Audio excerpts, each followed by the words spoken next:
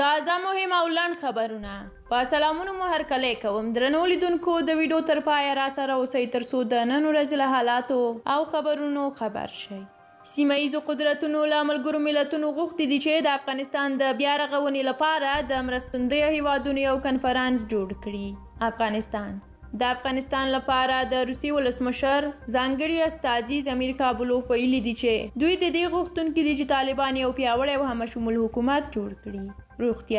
د روغتیا نړیوال سازمان ویلي دي چې په اروپایي هیوادونو کې د کرونا پیښې 2% زیاتې شوې دي.